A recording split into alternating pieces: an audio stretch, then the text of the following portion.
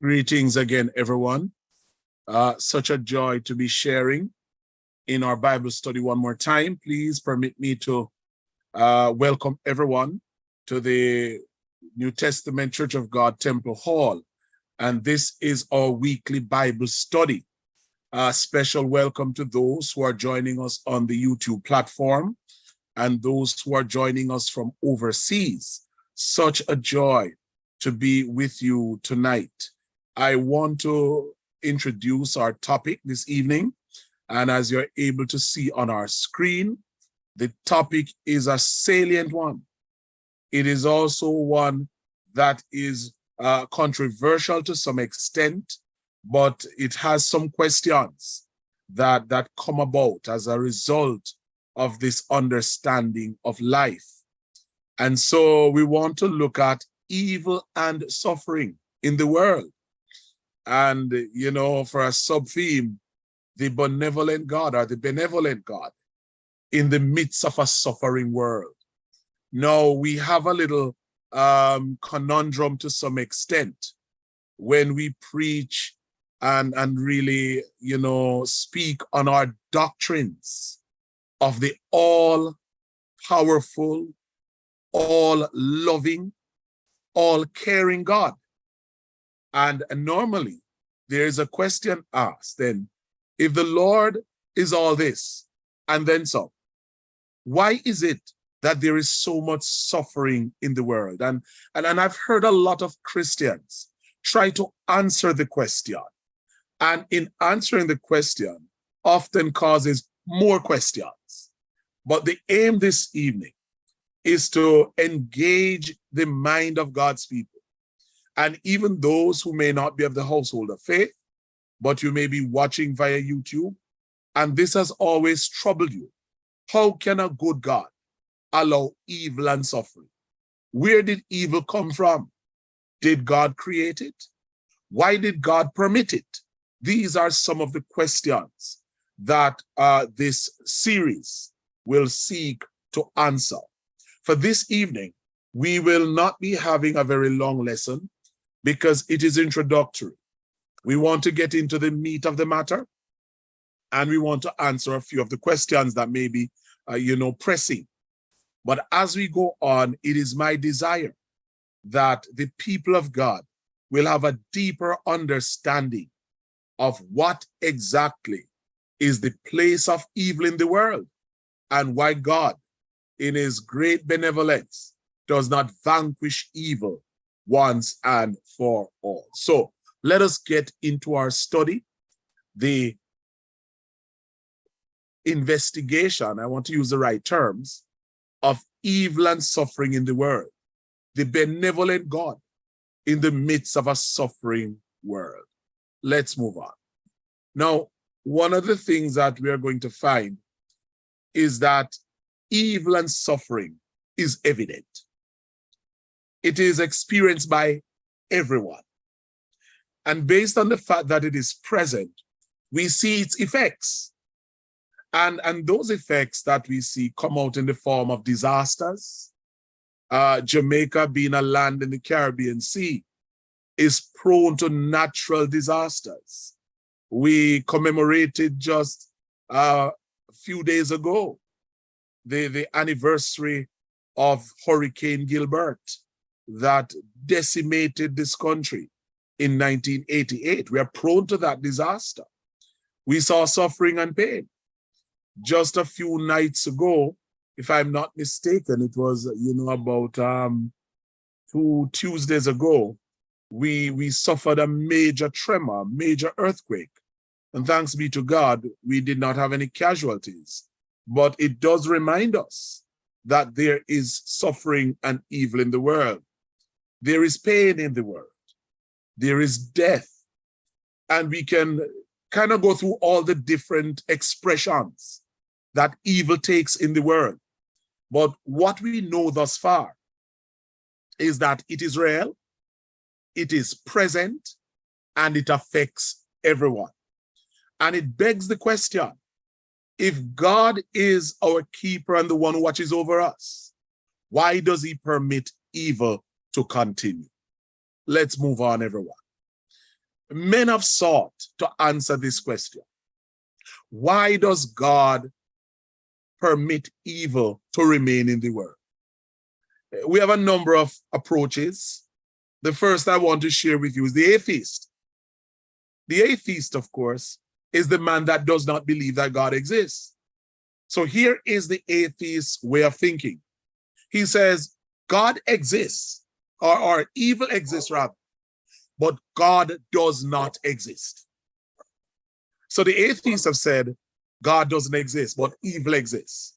All right, let's see where that goes. Then we have the pantheist. And I'm going to explain all of these in a short while. The pantheist says, God exists, but no evil exists. The pantheist says that everything that exists is good and there is no evil because everything plays a part rather in the unfolding of life. Then we have the theist. And if you are a child of God and you believe in the Lord and you believe in the divine, you're a theist. So we believe in theism. So you have the atheist, who of course does not believe in God, but you have the theist, those of us who believe in God. And of course, we believe that God exists and evil also exists. So look at these three responses. The first response carries the idea that while there is no God, because that's what the atheist believes, while there is no God, evil is present. In other words, God has no control or no part to play in any of this, because at the ending of the day, he does not exist. So there's no question as to why a good God will permit evil, because in the atheist's mind, he does not exist. Then the pantheist says, oh, everything is God. So no, there's nothing that is evil. Everything is good. And even if it brings pain, it is a part of the plan. So you cannot call it evil. And the theists, of course, those of us who believe in God know that evil exists. But we also know that an all-powerful creator, he exists also to watch over his children. So as we seek to answer the questions, I want to kind of allow you to delve a little deeper into these three schools of thought that are really so prevalent in this question. So you have pantheism. Pan in the Greek means all or everything. Yes? When Jesus says, I will be with you every step of the way. The words that I use there, pasapan. Yes, those three words. All of them are not used in them, but they're from the same root. And Jesus literally is saying, I will be with you every single step that you take. That's what that text means. And so when you combine pan, which means all and every, and theos, God, we get the idea that everything is God. So, for example, in some of the Eastern religions, people would say, don't hurt the trees because the trees are gods. They would say, don't hurt the animals are gods as well. Everything around, the land is a god. Everything around is a god. So the pantheist literally says that everything is God and there is no evil at all in the world. Yes? Everything is according to a particular plan. Yes. And then, of course, we have the atheist. So we're moving along the spectrum here, the atheist. The atheist, of course, with the substantive part of the meaning coming from the Greek word theos, meaning God, and theism, the practice of a particular understanding of God, they put on what we call the alpha negation, this A here, onto theism, and it becomes atheism. Now the alpha negation is the same way that we can literally make a word its own opposite by simply adding the alpha negation. For example, moral.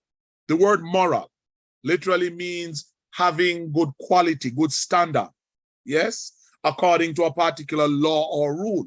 But when you put A, which is the Greek alpha, A, our English alphabet A, when we combine with moral, we get the word amoral, meaning having no morals at all. So in the same way, we have theism that speaks of the worship of God, the belief in God. And when the A is added, or the alpha negation in the case of the Greek, it says, there is no God. So the atheist believes that there is no God, but asserts that evil exists because they're able to see the expression of evil in the world, but they are not able to see God in the world. And of course, it's arguable because we could, in the same way, state, as David did, that we see God in his creation. In the same way, they can identify that something is evil. We can also identify the goodness of God. David said, the heavens declare the glory of God. The firmament showeth his handiworks. Day unto day uttereth speech, night unto night. It showeth knowledge. There is no place or country or form where their voice is not heard. And so the idea is that, according to the atheists, evil exists, but there is no God. Now, those of us who are Christians and we believe in God, you know, the Greek word theos means God, so we have a belief in God. Theism is the practice or the belief in God. We believe that there's an all-powerful creator. We call him the designer, the original designer, the uncaused cause, the unlimited limiter. And then we can go through all of those terminologies, all of those merisms if we want to. But the idea is simple here, that we believe that this world was created by intelligent design and that there's nothing upon the earth that is accidental. But we also believe that evil is present, and irrespective of the fact that it is present here, that God is still in control. And so, brothers and sisters, the three views seeking to answer the question as to why does God permit evil to exist in the world, they probably will not fully answer the question. But our hope here tonight is to at least get us closer to that. So there are 4 facts that I want to share with you this evening. And I've taken these from the writings of Peter Hicks, and the 4 facts of evil and suffering in the world that I want to share with us. While we as Christians speak of exalt, worship, and extol the all-powerful, all-caring God, we cannot ignore the fact that there's evil and suffering in the world. In other words, we have some obvious imperfections. So, as I was reading from Peter Hicks' writing, The Message of Evil and Suffering in the World, there are 4 foundational facts that I've pulled, and he focuses on the book of Revelation and makes his argument from there.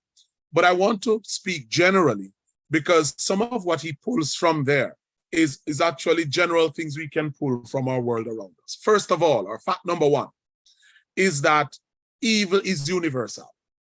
Evil in the world is universal. There is no place on this planet that evil has not touched.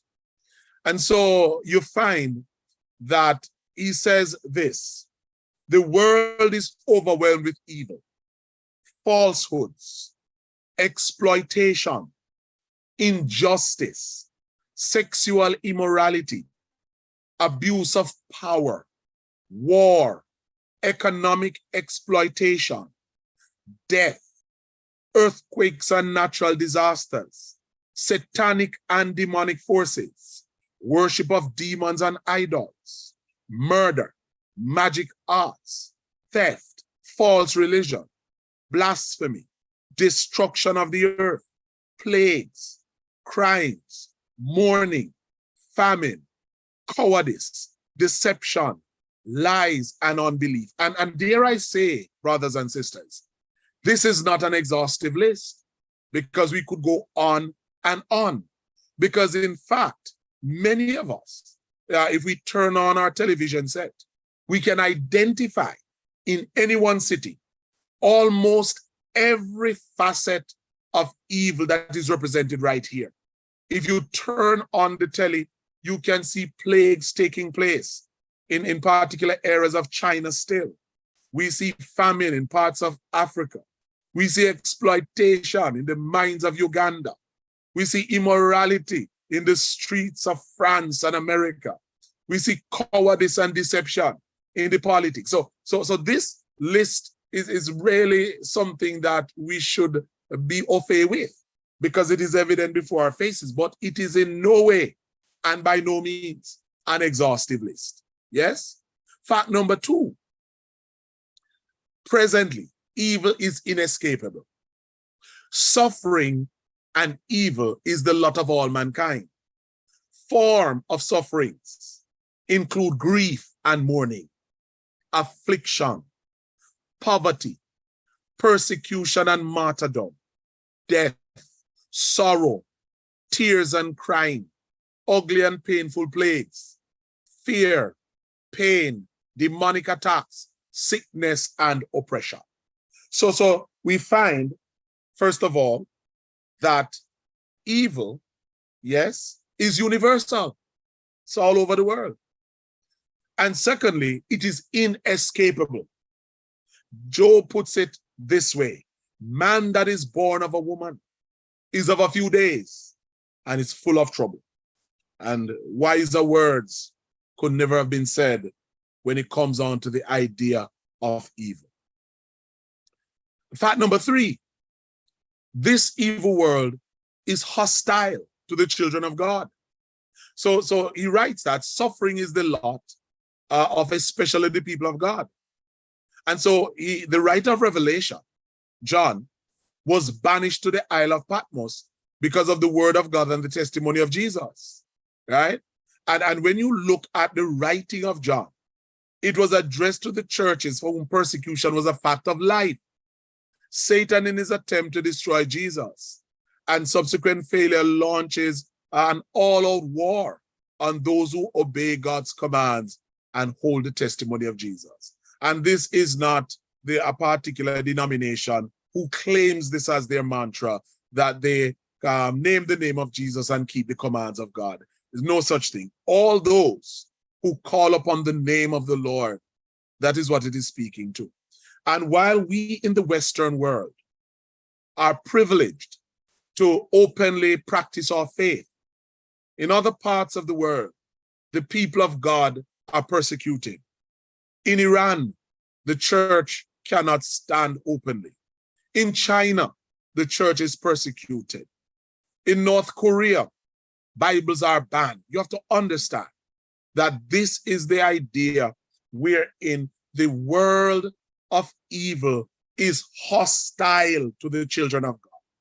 Jesus said, the world would love you if you belong to it, but it is hostile to you because it was first hostile to me. And so you find that sin is universal. I mean, evil is universal and suffering. Evil and suffering are inescapable. Evil is hostile to the children of God. And finally, evil will continue until the end of the age. Only God can banish evil eternally. And so evil and suffering will continue until the Lord comes.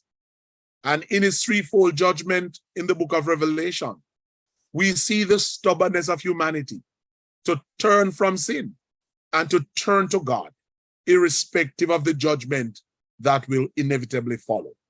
And so, brothers and sisters, these 4 facts are stark and stands with us and is an objective reality that evil is in the world. Evil is inescapable. It is a lot of humanity. Evil is especially hostile against the children of God, and evil will continue until the end of the age. Now, bearing those facts in mind, how can we then say that we have a God who is all-caring, all-loving, and in control of everything? Let's see if we can find a consolation in this. I read again from Peter Hicks, from his writings, of course, on suffering in the world. He says, although for us humans, the suffering and evil are a mystery, they are not a mystery to God, who stands behind the whole story of planet Earth. Let's continue. He knows the answer. He writes the end of the story. In the Bible, he has revealed to us enough of that answer to enable us to cope with the tough chapters that make up the main part of this story. By being aware of the future, we can live through the present. Let me read the second part of this statement. In the Bible, he, speaking of God, has revealed to us enough of that answer to enable us to cope with the tough chapters of this story that make up the main part of the story. By being aware of the future, we can live through the present. And I want to encourage our hearts that even as we look and we go through this question, and sometimes we can become even a little despondent. There are many Christians now who question their faith because these questions that seem to have no answer really require one. Because when you're being questioned as to your claim of a loving and gracious God, and the evidence that we see is almost as if humanity is on its own, then these questions need to be answered. That being said, however, God gave us his word. And he gave us his word that we would trust in that word, that he knows exactly what to do and when to do. And for those of us who are, on the social media platforms and really looking at the amount of information that has exploded, information promised by Daniel in Daniel chapter, well, the angel Gabriel rather, in Daniel chapter 12, when he said to Daniel, shut up the book, for the time is not yet, for many shall run to and fro, and knowledge shall be increased. We are seeing the explosion of knowledge. With this explosion, and with all of these questions, we need to hold to the word of God to know that he has given us his word, that he has it all in control. Let that be for us, brothers and sisters, life's consolation to hold us in this time. So understanding that the world, or that evil is present in the world, and that God is also present in the world, let's take a look at what is evil. And we're going to have to do that by defining good and evil together, because not only is it a merism, and the merism here speaks of going to extremes, the ultimate good and the ultimate bad. But I want to look at it from the standpoint that evil is dependent upon good for its survival. And I'm not teaching docetism here. I'm not teaching the equality of good and evil. Absolutely not. But I want us to understand what exactly and how evil functions, or what it is and how it functions. So good and evil are normally discerned through the medium of our conscience. Yes? And the Christian, you and I, we believe that there's an ultimate moral law, that the creator of the universe, by his own order, has created a standard by which man is to live and to operate in the earth. We also believe that there's an ultimate moral lawgiver, the God of the ages. So not only does God give us the moral law by which we are to live, he also calls us to obligation and obedience to him as the lawgiver. So not only does he give us the law, but we are to recognize him as the lawgiver. I think Psalm 24 captures that well. When the writer declares, that who shall ascend into the hill of the Lord, or he gives a retort. Who shall ascend into the hill of the Lord? And who shall stand in his holy place? He that hath clean hands and a pure heart. He who has what? Followed the moral law and has not lifted up his soul unto an idol. The word vanity there means an idol. Yes?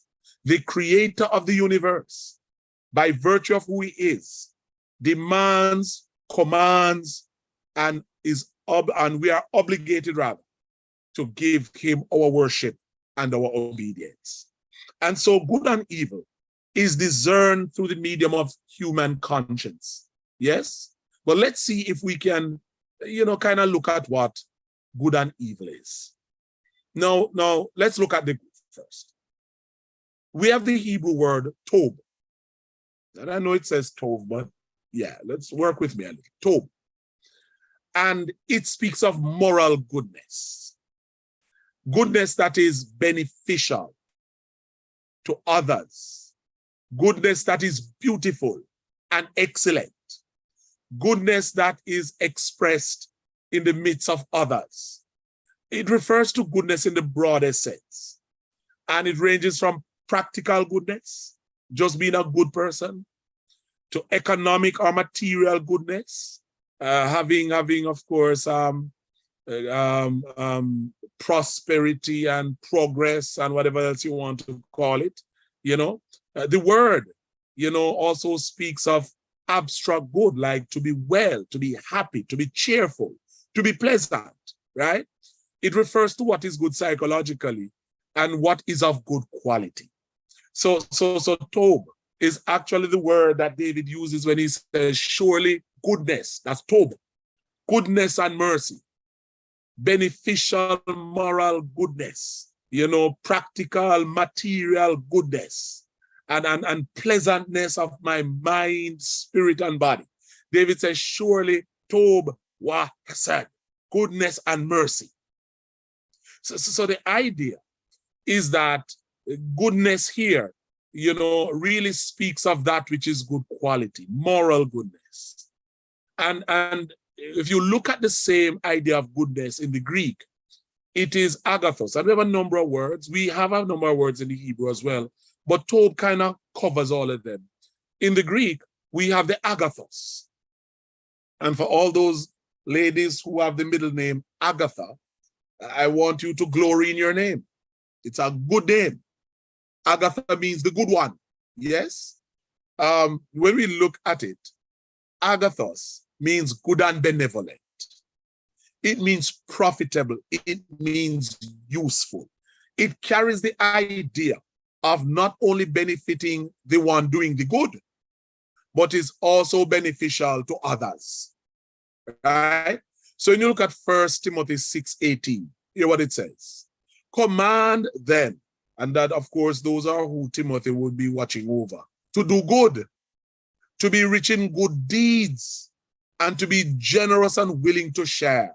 The word agathos fits into this context, where what is being done, the good that is being done, is beneficial not only to the doer of the good, but also to those around and those receiving the good. So when you look at 1 Peter 4:19, so then, those who suffer according to God's will should commit themselves to their faithful Creator and continue to do good. And again, the good here means the kind of work that is beneficial to everyone, right? There's another word for goodness in the Greek called kalos. Kalos. And it means to be constitutionally good. In other words, to be good essentially, but not necessarily benefiting others. So agathos literally means the kind of good that benefits others. So let me share this. For God so loved the world that he gave his only begotten Son, that whosoever believes in him should not perish, but have everlasting life. God does the giving here, and it's a good thing that God does. But when God does it, it benefits others even more than it benefits God. The idea with the kalos, however, it expresses completeness and balanced proportion. In other words, if I read from the book of John, it says here, everyone brings out the choice wine first, speaking from John 2:10, and then the cheaper wine after the guests have had too much to drink. But you have saved the best for last. The good wine here speaks of a wine that is compositionally good. It doesn't mean that it is going to be good for anybody. In other words, one of the challenges we find here is that wine that is good wine may be bad when you drink it, because it may literally get us to a place where we are unable to control ourselves after we've had too much. So that is the basic difference between agathos and the kalos, right? Let me look at James 2 verses 6 and 7. But you have dishonored the poor, James speaking. Is it not the rich who are exploiting you? Are they not the ones who are dragging you into court? Are you not the ones who are blaspheming the noble name of him to whom you belong? So here is the thing. Rich people are not bad in themselves. They are probably compositionally good and balanced, but it doesn't mean that what they do is beneficial to others. So that is the idea of the kalos, something that is constitutionally good, but not necessarily a benefit to anybody else, other than the thing itself. So you will have a good car, but a good car does not benefit your neighbor who doesn't have a car. Yes, that's the idea. So having that kind of understanding, let's kind of look at the idea of evil for a little bit. And again, I want to look at the Hebrew word is ra, which comes from the verb of the same root, which means to spoil by breaking into pieces. I want you to take note of the definition, everyone. To spoil, and that word spoil is important, to spoil by breaking into pieces, to make something useless or to shatter. So if you're going to spoil something, it means that at one point the thing was unspoiled. The thing was good. Let me go on. To break something into pieces means that at one point the thing was whole. It was together, but it is the breaking. To make something useless implies that at one point it was useful. Yes?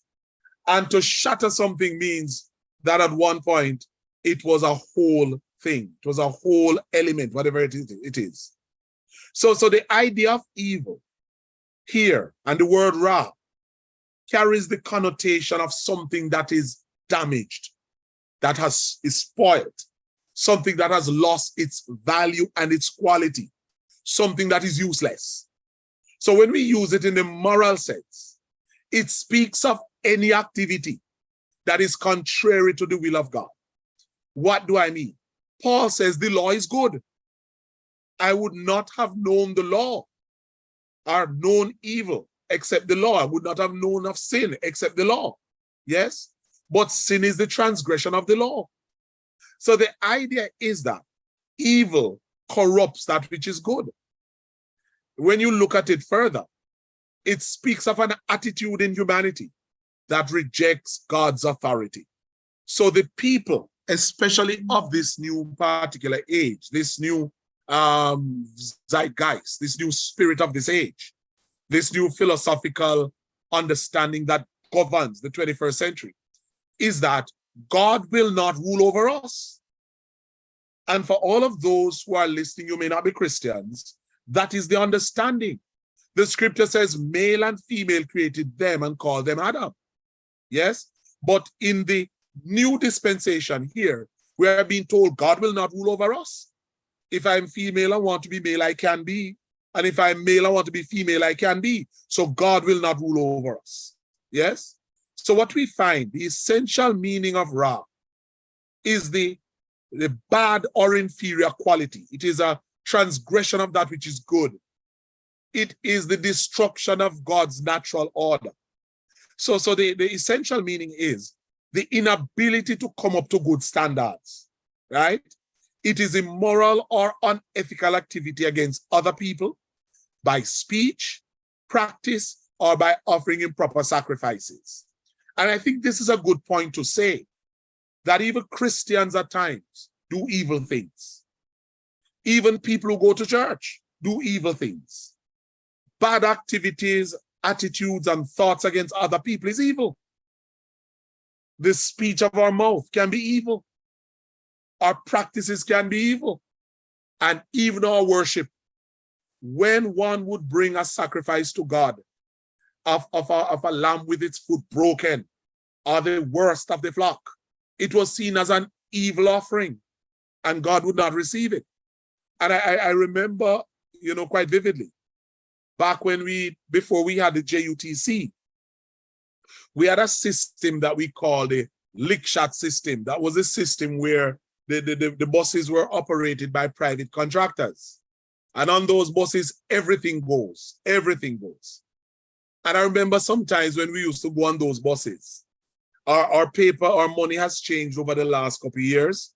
We now have polymer notes, but our original paper notes had a way of getting old and soggy and sometimes dirty and unattractive. And I've seen cases where persons have gone on these buses before the JUTC, and handed a note that was not in the best of shape. And the conductor would give them back the note and say, "Me not taking that from you. You need to go throw that in an offering plate or give it at collection at church." In other words, carry that which I will not receive and give it to God, because he will take anything. You know, believe it, yes or no, church. That is evil. When we give God a sacrifice that is not worthy, when we give unto him what is left. So the idea of evil, the inability to come up to good standards, or bad or inferior quality, is literally expressed in almost every facet of life. Believe it, yes or no. When the psalmist warned or he spoke of the good man, and when he said, "Blessed is the man that walketh not in the counsel of the ungodly," the word ungodly there is actually rashaim. It is from the same word here, the root word ra, the evil ones. Blessed is the man that walketh not in the counsel, in the advice of the evil ones.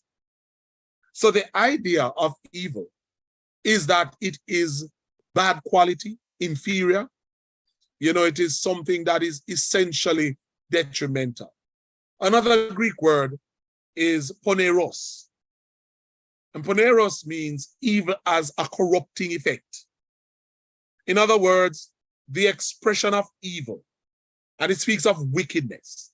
So when you see in the New Testament particular words like poneros or poneroi, the evil ones, this kind of evil is both the act itself and the corrupting effect it has on others. And I think the one that comes to mind that burdens so many people. In the last couple of years, we have seen a number of heinous acts being perpetrated on our children. Children have been murdered, they have been raped, they've been abused. And by virtue of that, many of these children have been scarred for life. Poneros would be the kind of word that not only the act that is perpetrated, but the corrupting effect that it has on the ones that it has been visited on. And many of those who struggle today with their sexuality, if you were to do a poll, many of them, the majority of them, who struggle with whether they are male or female, who struggle with, where their sexuality lies, whether they have same-sex attractions or they're attracted to the opposite sex, you find oftentimes that it is rooted in an act perpetrated on them when they were younger, right? So you find that, the kind of effect that evil has is corrupting. For example, when you have been paid back evil for good, when you have done good for people, and they've paid you back with evil, when they've damaged your name and your reputation, and speak all manner of evil against you, it can make you bitter. So it's not only the act of them being wicked and ungrateful, but the effect that it has on you. It can make you in turn become quite bitter and resentful. So poneros is a broad term, and it includes many forms of malevolence, malignancy, corruption, and sin. Our evil, in essence, is a broad term, right? And finally, let me share with you, there's another word we use, kaka, kakos, and it means wickedness. And this carries the idea of the inherent evil in humanity. It pertains to being morally and socially reprehensible. It speaks of one, who is evil and get others into evil as well. And one of the words that is a derivative of that is kakia, meaning wickedness, iniquity, evil, and affliction. So the concept of good and evil are as different as cheese and chalk, light and darkness. Each has an effect, or each is actually present, both good and evil. Each has an effect and each has expression. So as we go on, we want to recognize that evil exists, good also exists, but you're going to see the interplay of these two, how evil is dependent upon good in order for it to exist. So let's see if we can summarize what we've actually learned from this section. We have learned that relatively, evil means that which is not in harmony with God's divine order, both morally or physically. Moral evil is called sin. Sin is the lack of conformity to the requirements of God. This evil/sin is the cause of the existence of spiritual and physical and natural evil and suffering in the world. You may ask, how did we come to this kind of inclination or this summary? It is simple. Remember how we started, that God exists. We're trying to answer the question, God exists. And from the Christian perspective, we believe that he is the creator of all. We believe that he's the moral lawgiver. We believe that what he made is good. So therefore, the evil that is in the world speaks of something that is not in harmony with the goodness of God, with God's divine order, with God's morality. It is something that is out of sync with obedience to God and for that which God commands. So that is a summary. Let's say if we can run through quickly as we try to kind of get a deeper understanding. So if God is in the world, and God is sovereign, and God literally made everything, and I don't want to go to where evil came from in the sense that who originated it. We want to look at it from the standpoint as to whether or not God created it. Because if God created everything, the question or the inference is that God must have created evil as well. But how can God create, or how can God be good? Can God be moral? Can God be loving and God be caring? And on the other hand, God creates something that is the total opposite of his nature and his character. Let's look and see if we can find the answer for that.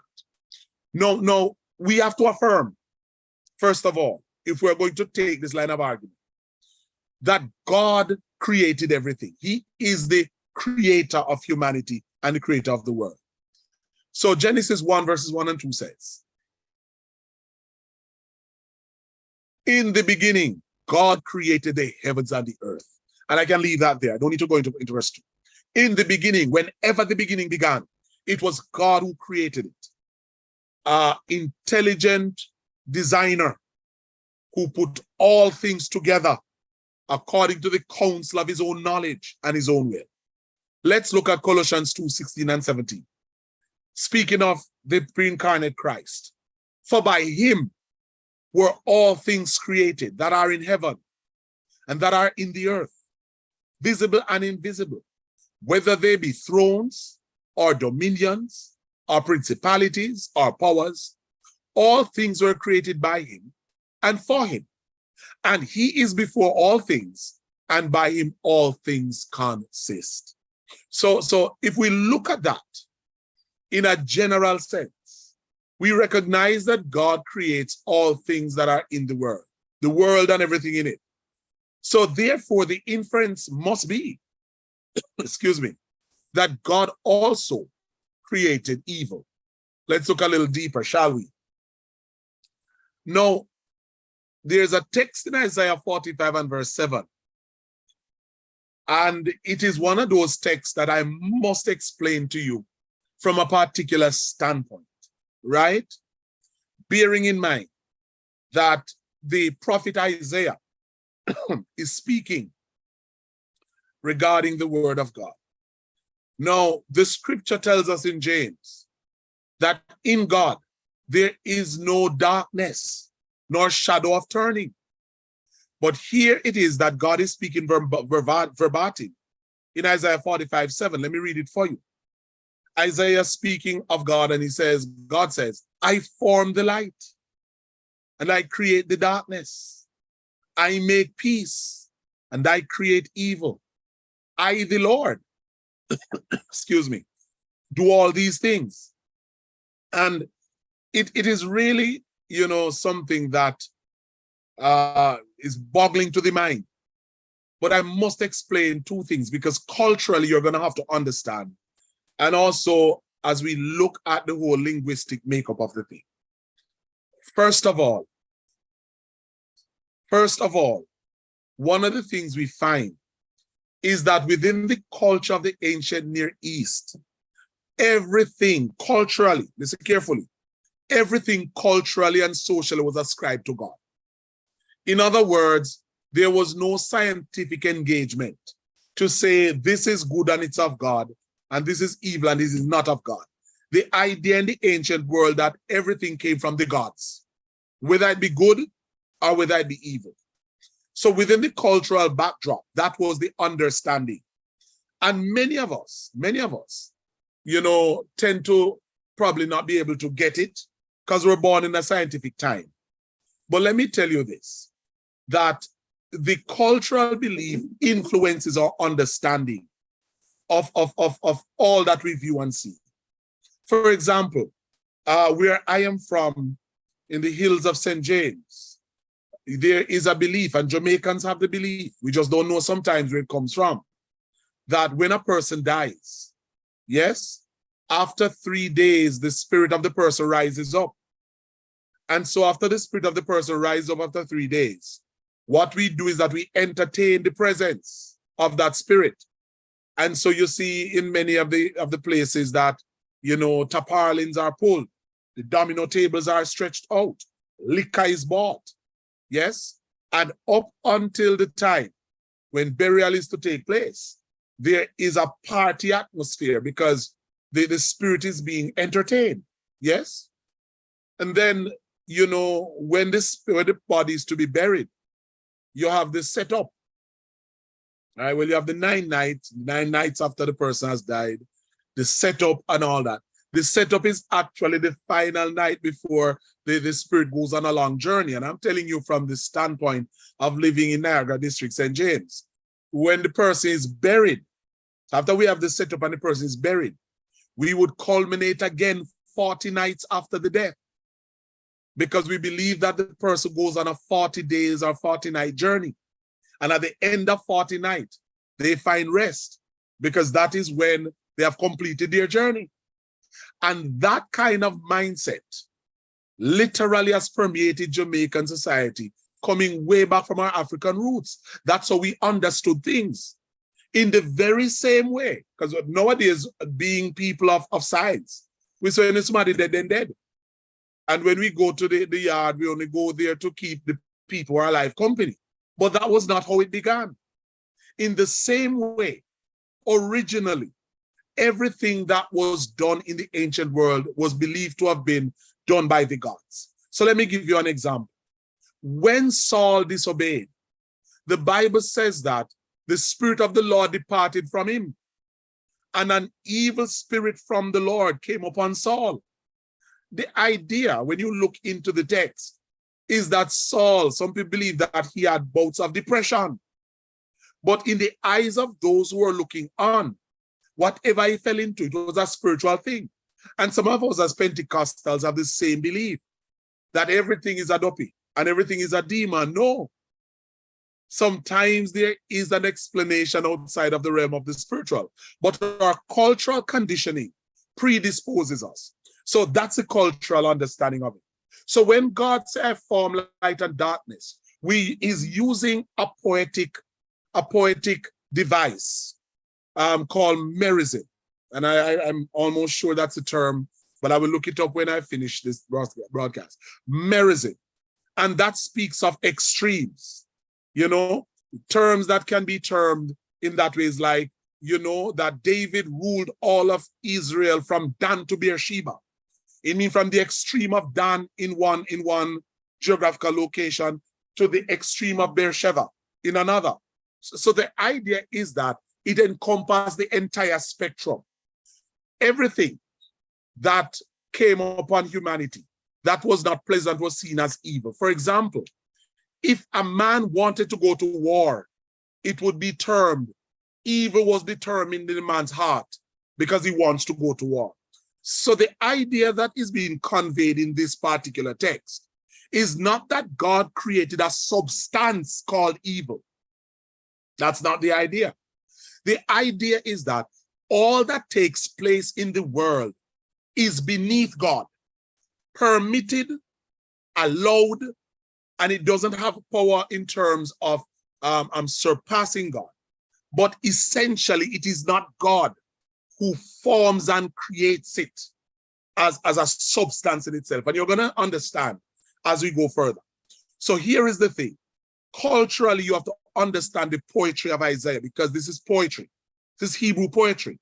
And if you note the extremes, I form light and create darkness, one extreme to the other. I make peace and create, you can say, war or catastrophe, one extreme to the other. I, the Lord, do all these things, right? And so the ancient writers are expressing the whole idea of God controlling all things through the lenses and devices of their cultural conditioning, all right? So the context here is that if a man in the ancient world goes out on the track and he's run over by a chariot or by a horse, or if a lion finds him and kills him, the men and the persons of the ancient world would not say, you know, the man wasn't careful enough. In no said the chariot, them run hard, and they are running very hard on the track. He should have looked right and left to ensure that nothing was coming before he stepped out, because we are conditioned scientifically. But in the ancient world, if he was killed by a cart or a lion, simple, the people would say, the gods killed him. What evil was on him that the gods killed him? Let me give you a prime example in the New Testament. When Paul, traveling to Rome, was shipwrecked by Euroclydon, that was the eastern wind, that was the storm that destroyed the vessel. When he came out on Malta and he lit a fire, a viper, a snake, came out and latched onto his hand. Notice what the people said. What manner of evil has this man done, that while the sea tried to kill him and could not, he escaped the sea, but he has come here and a viper, the gods have designed and desired to kill him.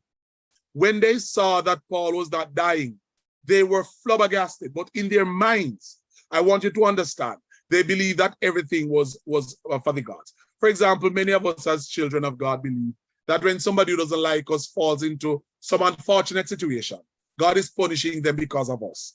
Not true. Not true. And even if God is doing that, he has said to us, do not rejoice when somebody's being chastened of the Lord. No, it's not for you or I to rejoice, because we are what? Just sinners saved by grace. So the idea here that God created everything does not extend to the substantial forming of an essential thing called evil. So let's look into it. If you read this text just at face value, you deduce that God created everything. So we believe that evil is something that exists. Therefore, God must have created evil. If God created all things, and if God created all that is good, then he must also be the one that created all his evil. And that is the logical deduction. But sometimes, you know, church, truth is stranger than fiction. And our deductions are not always clear or right, even though they are logical. Right is the word I'm looking for. It's not always true, even though it's logical. So let's look at a case study in evil, all right? And I want to use for the case study Lucifer. But I'm not going to go into depth in Lucifer now. We're going to do that in next week's meeting to kind of give you the idea. So the creation story, if you're going to read it from Genesis, speaks only of things that were good. So everything that God created, and God said it was good. So there was nothing evil created in the Genesis account. No, siree. There are two accounts of the creation story, one in Genesis 1 and one in Genesis 2. And none of them carries the idea that God created evil. So everything, and please pay attention to everything, that God created, he said it was good. And everything that God created, you could essentially see, because this is the created world. So God created all things, and note the term things here. Things, in light of the creation, speaks of something that is material. I want you to get that, Things speak of something you can touch with your hand. Everything that God created, and again, I'm using the term things, it is substantial. In other words, a substance or a thing is not evil in itself. And the closest that anyone can get to saying God created something that was not good was when God said, it is not good for man to be alone, but God did not create that scenario. When God created him, it is good. But when God saw him alone, God created again to make sure that all of it is good. So in essence, brethren, all that God created is good. And the things that God created are substantial things, things that you can feel with your hand, that you can touch. Therefore, one of the things that we have to look at is that evil is a corruption of something that is good.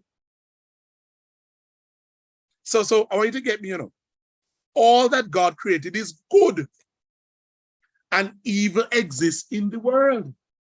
So the idea here is that evil needs good to survive. Evil is the corruption of that which is good. So the idea that such fathers as Augustine and those men says that evil speaks of lack, a privation, or corruption of a thing that is originally good. So evil does not exist in itself, but it exists only in a good thing.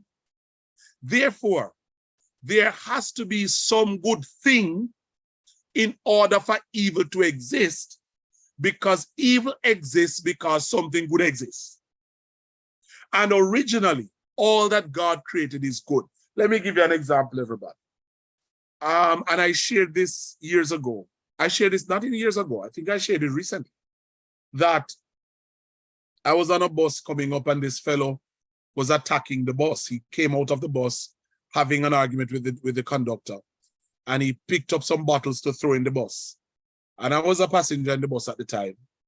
And when he took that stance to throw the bottle in the bus, all of a sudden we saw when he brought down his hand, and he never bothered to throw the bottle. And I remember him menacingly looking at the driver, because the driver had come out of the bus by this, and saying to the driver, because you have your gun, because you have your gun. The driver was armed. The driver was a legal carrier of a firearm. And he apparently took it out when the fellow tried to assault everybody in the bus. And there was one lady of the Rastafarian faith. She was actually white. And she literally started one monologue in the bus. And she started to quarrel that guns are evil. Why is it that you have to pull the gun on your brother? And she was really self-righteous.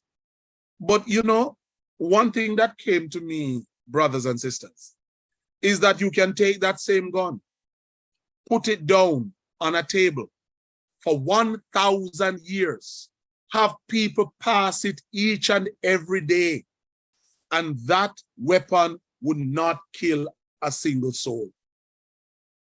Why? Because evil is a corruption of something good. Someone will have to take it, someone with evil intent, and use it to commit that crime. So the idea is that God did not create evil. All that God created is good. But evil is a corruption of the good thing that God created. And we're going to look at how it got corrupted later on, but I want you to get the concept. So evil is the corruption of good, right? Evil makes a good thing lack. It makes it deficient. To lack means to be deficient. So it falls short of its original design. So when God first created humanity, and humanity is good, when man literally disobeyed God, he fell short of his design. He became deficient, right? Evil corrupts. It's a corruption of good. So it alters that which was designed good, or it ruins a good thing. If you've ever had a nice white pants back in the day, or a nice white dress, and you spill something on it, a banana stain, catch it, that will never look good again because everybody just gonna see the stain. When it was nice and white, if there was no spot on it, nobody would notice. They just admire the dress. But the moment that nice white dress, white pants, white suit has a stain, people focus on the stain. So it alters a good thing. It ruins a good thing. And thirdly, evil is privation of a good thing. The loss or absence of a quality or attribute that was normally or originally present, right? So the idea is that evil is the corruption of good, right? And so if God is a source of all things, God created all things. Remember what we said, that things have substance. Evil is not a thing. Can you touch evil? Can you taste it? Evil is not a thing. It has no substance. Therefore, God did not create evil. Because in the account of the Genesis in particular, God created things. And evil, according to Gisela, is not a thing. So let's look at the dynamics. Evil is real. Evil is real, but it is not a thing in itself. Evil is a real deficiency, a real lack, but in itself, it is not an object in itself. Evil is a real corruption, a real alteration of something, but it doesn't exist in itself. Evil is the absence of a quality that was once present. In other words, evil is not a real substantive thing or substantive thing. It exists, but it's not a substantive thing. Yes? Then what is it then, you may ask, as we close this evening, and we're coming down. Evil's dependence on good is like this. Evil is not a thing in itself, but it needs something else to exist. So evil is like the rot in a tree. I had a beautiful apple tree in my yard here where I live. And the birds and the bats and everybody ate apples from it. And I mean, very good apples came from that tree. But the tree began to rot from the heart. That's what we call it. Inside the tree was hollow. So we knew the tree was dying. So we had to cut down the tree. Evil is like the rot that caused us to have to cut down the tree. So the wood is corrupted and the tree is corrupted because rot corrupts it. You get it? So the tree is not evil, but the rot that affects the wood in the tree is evil, right? Let's move on.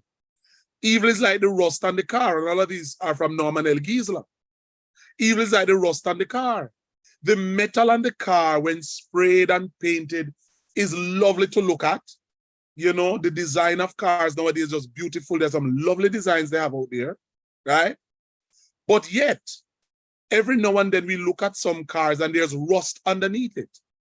The metal used to make the car is good, but the rust has corrupted the iron and that causes evil.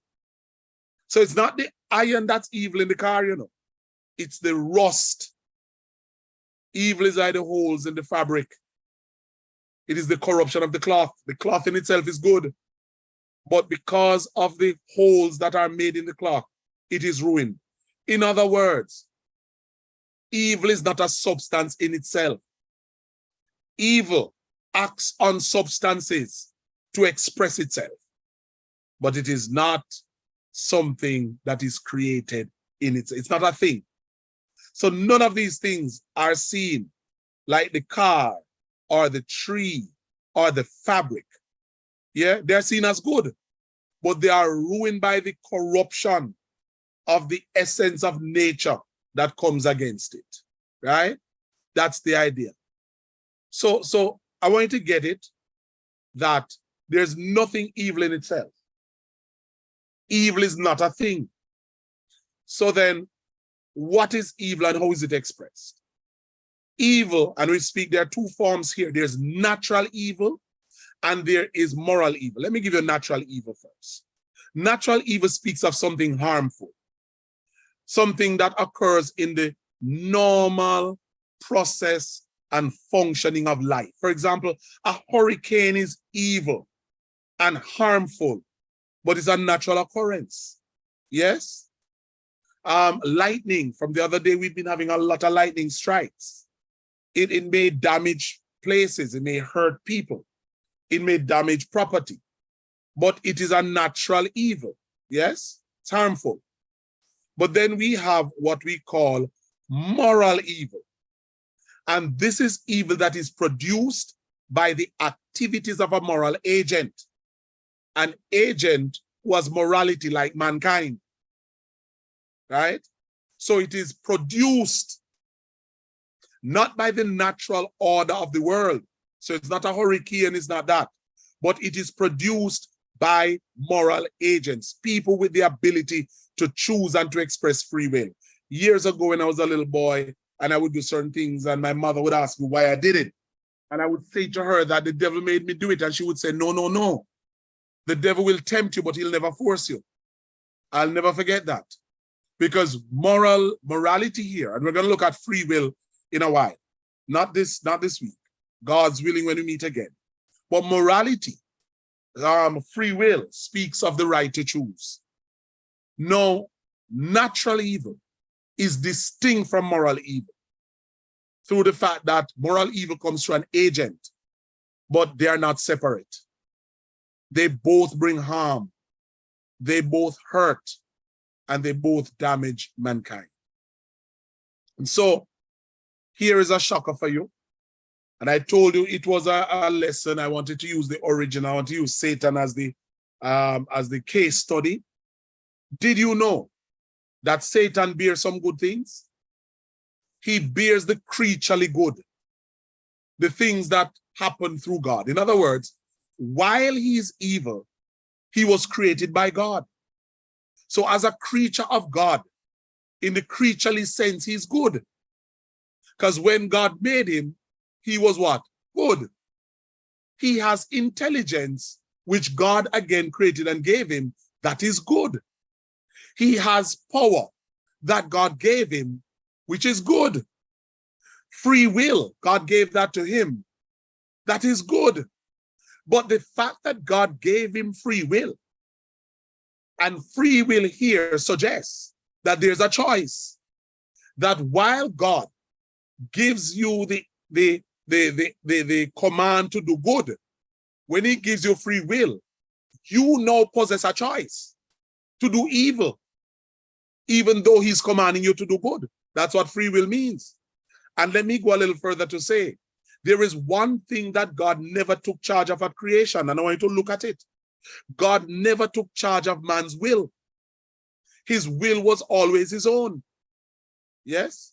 So God created Lucifer, gave him brilliance and intelligence, gave him power and authority, and gave him free will. But through that free will, he has become what? Unretrievably bent on evil. Unretrievably bent on literally falling below the quality of God.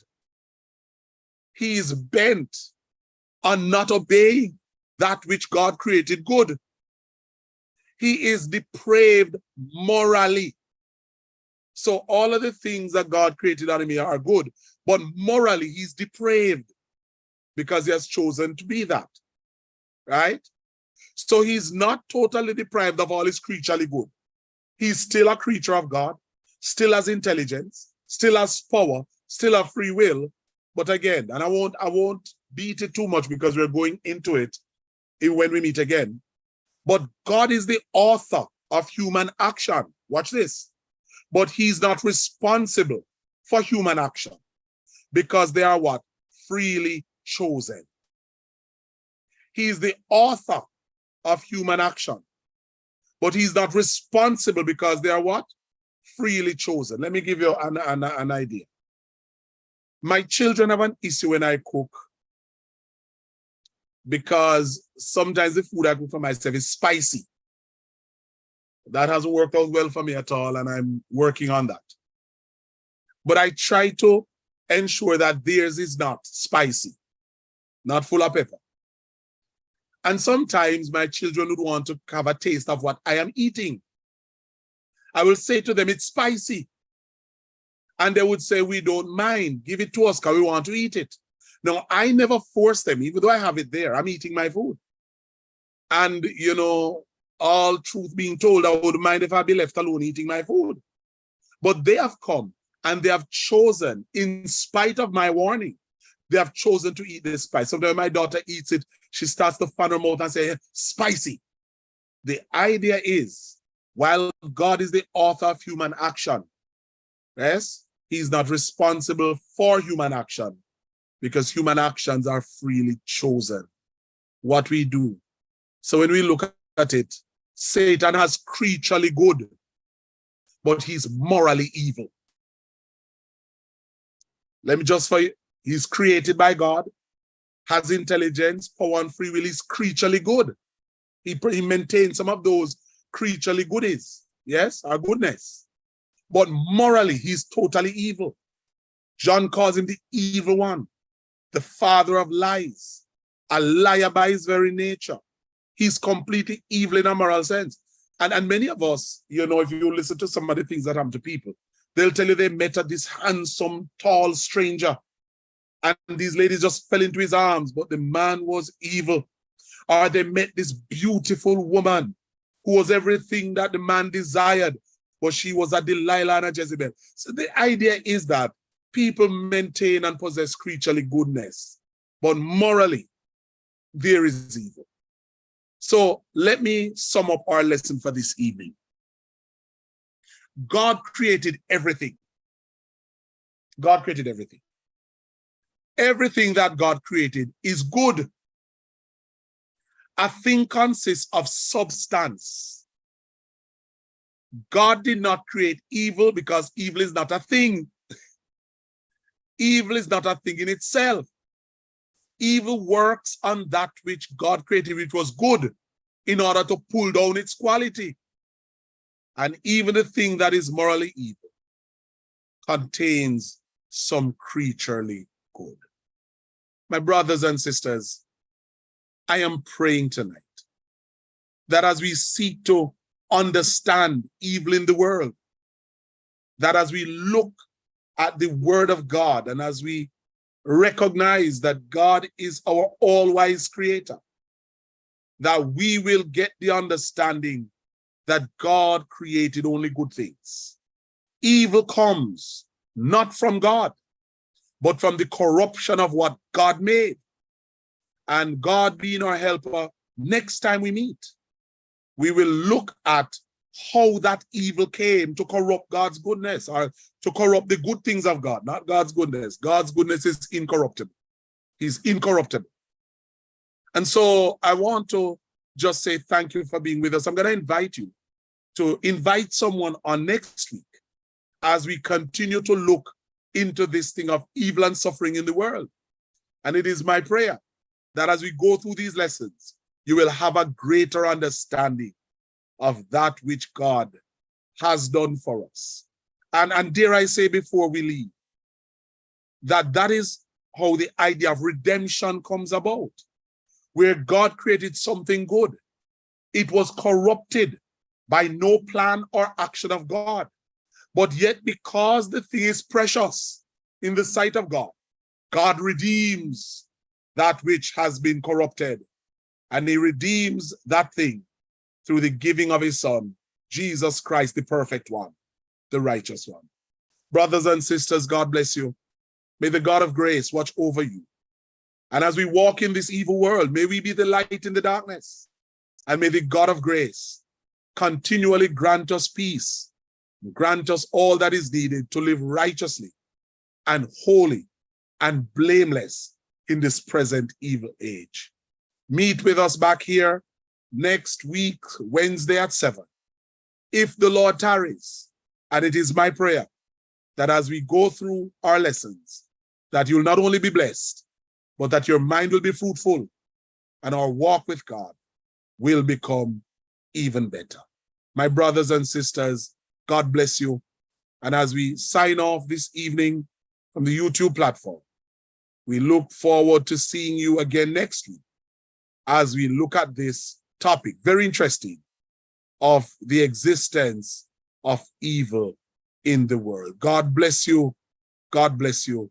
And I will see you again next week, where again we will go through lesson 2 of this series pertaining to how did evil originate and where did it come from and its place and presence in the world.